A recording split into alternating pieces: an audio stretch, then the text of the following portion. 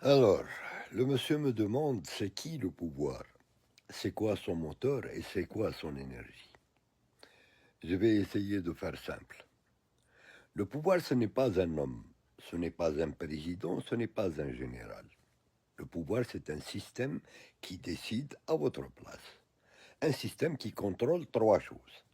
La force, l'argent et le récit. La force lui sert pour faire taire. L'argent lui sert à acheter. Le récit lui sert à convaincre. Donc si vous contrôlez la police et l'armée, vous contrôlez la peur. Si vous contrôlez l'argent, vous contrôlez les loyautés.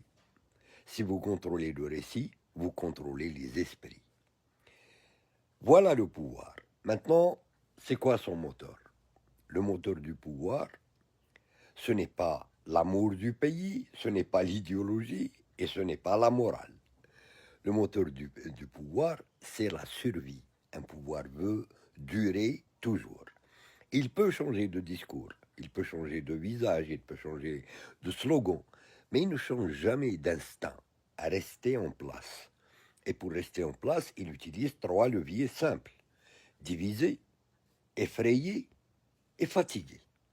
On divise pour empêcher l'unité, on effraie pour empêcher l'audace et on fatigue pour empêcher l'action. Quand les gens sont divisés, ils débattent entre eux. Quand ils ont peur, ils se taisent et quand ils sont épuisés, ils abandonnent. Et maintenant, la question la plus importante, quelle est son énergie? Son énergie, ce n'est pas les tanks, ce n'est pas les discours et ce n'est pas les lois. Son énergie, c'est l'obéissance. Un pouvoir ne tient pas parce qu'il est fort, il tient parce que la majorité accepte de ne pas le défier, par peur, par intérêt, par résignation, par habitude. Un régime peut survivre à la colère. Il ne survit pas à la lucidité collective. Voilà pourquoi le pouvoir travaille sur les perceptions. Il ne veut pas que vous compreniez le mécanisme. Il veut que vous vous disputiez les détails.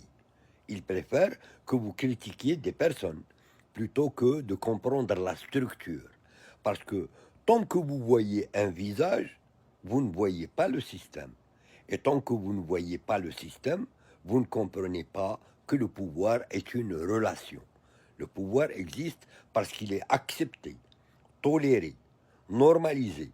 Quand la peur devient inefficace, quand l'argent ne suffit plus, quand le récit ne convainc plus, le pouvoir vacille et le moteur cale. Mais tant que l'énergie circule, à peur, silence, division, le moteur, il continue de tourner.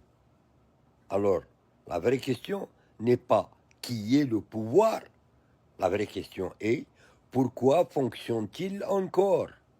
Et la réponse est brutale. Parce que son énergie, c'est nous.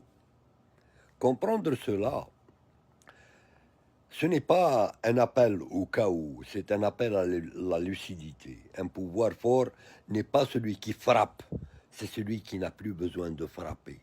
Et ça, c'est le plus dangereux des pouvoirs.